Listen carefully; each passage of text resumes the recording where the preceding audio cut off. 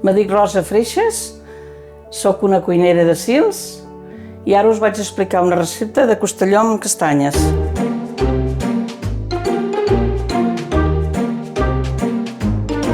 Us ensenyaré com es prepara. Porta costelló, ceba, tomàquet pel sofregit, les castanyes prèviament són cuites, una picada d'una galeta, unes ametlles, un all i julivert, una mica de vi per posar en el costelló quan estigui ja molt rossejat. Començarem salant la carn abans de posar-la a coure i posarem una mica d'oli a la paella, no molta sal, i posarem oli perquè se sofregeixi.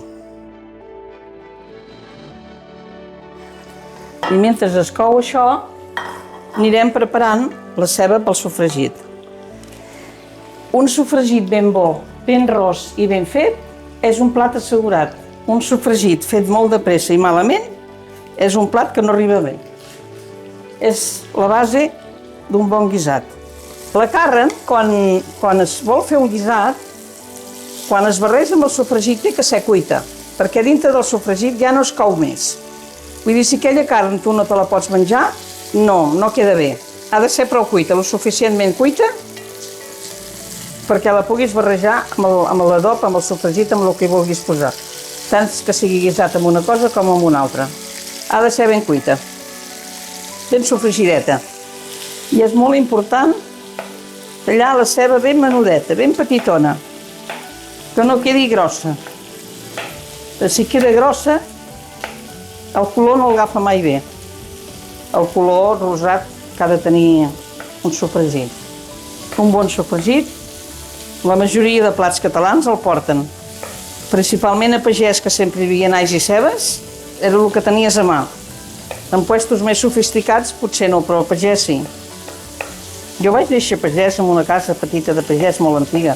La mare anava al camp i l'àvia cuinava. L'àvia guardava les nenes i la mare anava al camp. I treballava molt, pobra mama. Érem 3 germans, un avi, una iaia i els meus pares. L'àvia cuinava per tota la família, pels nens, pels pares, perquè la meva mare anava a treballar. Treballava al camp, al matrimoni. I això els avis cuidaven la canalla i l'àvia cuinava per tots. El que hi havia a pagès es menjava el que es collia. Mongeta seca, mongeta tendra, xamfaina del que es feia, del que es collia. Totes les cases de pagès aquell temps a la postguerra anaven així. Hi havia pollastres també, es tenien ous. Llavors els meus pares anaven al camp, però com que no era gaire lluny, eren els camps de la propietat, que eren masovers, llavors l'àvia ja tenia el dinar fet i tornaven a dinar. I a la tarda tornaven a sortir a treballar. I els nens, com van ser més grans, a col·legi, anaven mitja hora a peu cada dia per anar a col·le. Anar mitja hora i tornar mitja hora més. I als vespres, l'àvia feia el sopar, l'àvia ho feia tot de la casa, l'àvia ho feia tot. I després a la vora del foc, amb un llum de carburo, sopàvem tots plegats, amb una xemeneia molt gran de foc, perquè aquells anys no hi havia res més que escalfar-se amb una xemeneia gran de foc. I allà a la taula de la cuina hi havia un escon i allà tots plegats a sopar. La meva àvia era una iaia d'aquestes d'abans, amb un monyo al clatell, alta i prima, que la fèiem enfadar perquè érem trapelles i ens estimava molt. Jo tenia 6-7 anys i la meva àvia, com volia fer costelló amb castanyes, bullia les castanyes i els feia pelar.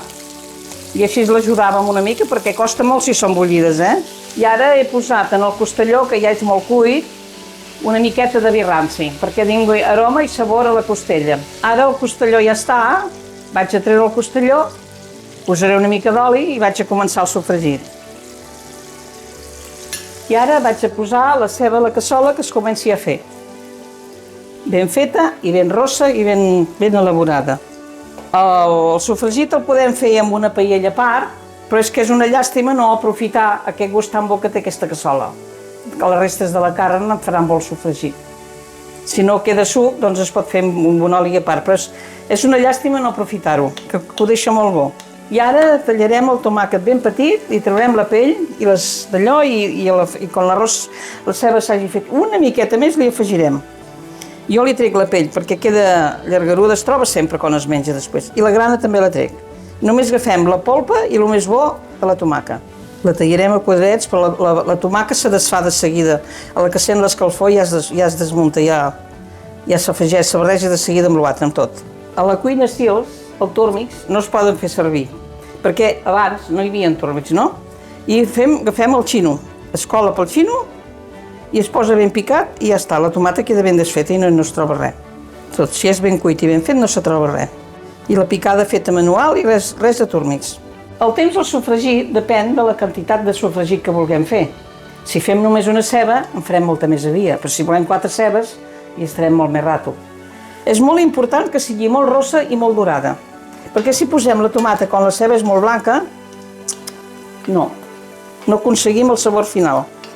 I esclar, això a l'estona va en funció, ara mitja horeta de seguida t'hi cau, amb un sofregit acabat, de seguida mitja horeta, i d'això va en funció de la quantitat que vulguem fer. Com més quantitat, més rato hi estarem. Com més petit, més avia, de safar de torrar. Fa 30 anys, en Xico va anar a un sopar amb 3 o 4 iaies i va menjar pebrots del Pequillo. I ell diu, això és nou, no ho havia menjat mai. I les 3 iaies li van dir, què dius, Xico, això? Això de tota la vida que ho hem fet. Ah, doncs podríem fer un sopar, farem un sopar tots plegats. I van quedar, al cap d'un temps van fer un altre sopar, ja eren més. I el tercer any ja es va fer un sopar popular i el quart any ja m'hi vaig afegir. I aquí va sortir la cuina Sils, anar agafant dones i anar fent sopars. Als estius fèiem uns sopars esplèndids i anar fent activitats. Però sense en Xico la cuina no hagués pas existit, Organitzar, comentar, parlar. Ara hi estic posant la tomaca i el deixarem coure un ratet més. La tomata té que també ser ben cuita també, perquè si no després el resultat no seria prou bo. I ja podrem barrejar-ho aviat. Quan la tomata sigui cuita, ja podem barrejar-ho a la cassola i mentre se fa la cassola, després farem la picada, que ara us l'ensenyaré. I ara les cuineres encara fan moltes coses, però poquetes perquè no són moltes. Havíem sigut 90 i ara no sé les que som, però esclar, són poquetes i no es poden abarcar coses molt grans. Però sí que es van fent cosetes encara, brunyols, alguna festa, es van fent cosetes més petites. Més a la vora, no es va tan lluny. Ha sigut molt maco, de veritat que ha sigut una experiència a la vida esplèndida, Viure a la cuina amb tots ells, amb tots plegats, tots amics, tots companys. I ara posarem el costelló a la cassola, tot, fins a l'oli que ha fet. Aquí tenim el sofregit que hem passat pel xino, que té un coloret marronós, que és el que ha de tenir, que no pot ser vermell, perquè vermell no quedaria bo. I ara hi posarem les castanyes que han bullit prèviament 3 quarts d'hora. Ho posarem tot plegat i ara aquí això ha de fer el xup-xup. La taparem, l'hauríem de provar i d'allò de sal, posarem un pelín d'aigua, una mica d'aigua, poca, perquè ja té bastant suc. I una mica d'aigua de les castanyes, poca perquè és dolça. Mira, ara farem la picada. Hi posarem ametlles torrades que els apelarem, un gra d'all perquè massa all no pot posar-s'hi perquè treu sabor, una galeta torrada i el julivert l'hem de desplomar perquè les cames del julivert no van bé per picar. El desfilo, li trec la fulla, el poso en la mà de morter, la cama la reconem, l'all el tallarem petit perquè es piqui millor i hi pirarem les ametlles que els hi traurem la pellofa. La galeta, que la picarem, i l'all que el tallarem petit, perquè es piqui més bé. Gaire all no va bé. La galeta i l'ametlla és la reina de les picades, però qualsevol guisat que hi hagi sofregit, l'ametlla és la reina. S'hi poden fer altres coses, però com l'ametlla no, dona molt bon sabor. És l'acabat. És com la guinda d'un pastís. A la cuina de Sils fem servir el morter, fem les coses com les feien les iaies nostres. Perquè és que vam començar aquest projecte, en Xico va començar aquest projecte buscant la cuina tradicional. Jo tenia, la meva mare en sabia molt i molt de cuinar, jo era molt joveneta que ja em va ensenyar, ja em feia cuinar. Amb 15 i 16 anys ja em va començar a ensenyar a cuinar, que em va dir que en tenia que saber.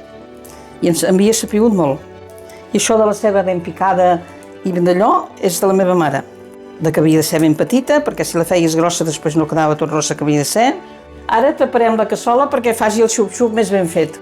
Però no li costarà molt, perquè tot és cuit, falta la costella, però és força cuita també. Jo penso que això que estan fent gastrosàvies és molt important, és una mica el que va fer en Xico en aquell seu temps, fa 30 anys, rescatar plats antics, plats que ja no es feien. No s'hi valia anar a la cuina amb un plat modern, no, tot havia de ser de les àvies, ja en deien la cuina de les àvies. Clar, és el que diu el meu fill, on aniré jo a menjar aquestes coses, si no hi ha lladres que cuinin. Jo també reconec que el jovent no té el temps, que jo em vaig casar, em vaig quedar a casa, vaig tenir mainada, i he tingut tot el temps del món per estar a la cuina, per fer les coses, però el jovent que ha de treballar canvia molt, Canvia molt. No tothom té el temps que es necessita per posar-te a la cuina 2 hores i no pensar res més. Això assistirà una mica perquè si no és ben picat no anem bé. Jo me'n vaig a la cuina i estic molt i molt bé. No hi he patit mai a la cuina, sempre m'ha agradat cuinar, fer coses i me relaxa, me poso una pel·lícula, em vaig fent, tinc una tele petita a la cuina i m'agrada molt i faig coses molt complicades que la gent diuen, una vegada una senyora que feia cargols a la llauna em va dir que estava boja, perquè hi vaig passar 3 hores per fer una llauna de cargols, però quan se la van menjar, jolines, que bons que eren. Doncs ara jo aquí he tirat una mica d'aigua perquè queda molt sec i no es acaba de molrar tot prou molrat, i així hi poses una mica de líquid i queda més triturat, més fi. En tot això s'hi està una mica, picar ametlles, però és igual. Tenim tot el temps del món. La picada és per donar gust i sabor, i ara un cop estigui ja la podem tirar, però ja se tira molt cap al final. I el que va molt bé d'un guisat és reposar. I la picada, quan reposa, i quan tu després tornes a engegar aquest foc i el tornes a coure per servir-lo, ja ha agafat tota la força i és molt bona. I ara posarem la picada a dintre. Aquestes cassoles van molt bé, no s'enganxen mai. Això va molt bé per les mestresses de la cuina, perquè les que s'enganxen, fan patir molt. Molt maco, molt bo. Ara li estic donant voltes a tot, perquè esclar vagi aproximadament, ja es barreja amb el coure, però que no em vagi més amb un puesto que l'altre. I ara això, esclar, ha de coure una miqueta perquè l'all es quedi cuit, no quan vagis... Però això ja es pot dir que el plat està acabat, Un cop ja has posat la picada, un quartet més i reposar. Tots els guisats reposats guanyen amb sabor. I si es poden fer el dia abans, més bons que bons. Jo quan tinc convidats sempre faig el menjar el dia abans, sempre miro de fer coses guisades que pugui fer el dia abans, perquè és més bo. Només tinc que aixecar el dit si vull tenir convidats. Me venen tots. I ara ho deixarem 10 minuts i ja estarà, el plat està preparat i està arreglat i que reposi, i després a menjar-s'ho.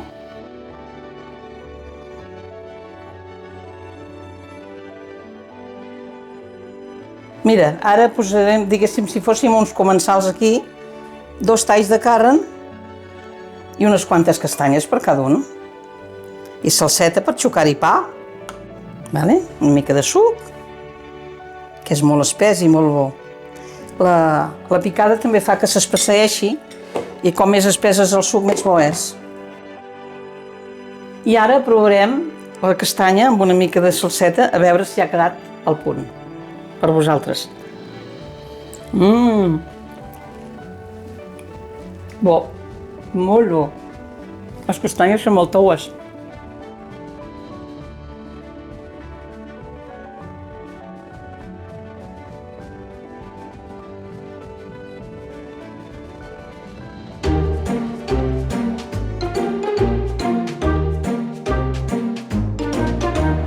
I jo penso que és molt important el projecte Gastrosàvies perquè s'ha de mantenir la cuina antiga, no es pot deixar perdre. Hi ha receptes boníssimes que la gent jove no la sap fer i no té temps. La llàstima és que no tenen temps de fer-ho. Nosaltres hem tingut temps d'estar a la cuina i de posar-te 2 hores a fer un guisat, però no es pot perdre. Això no es pot perdre. Quan es perd una recepta es perd un tros cultural de la nostra història. És la cultura de la nostra història.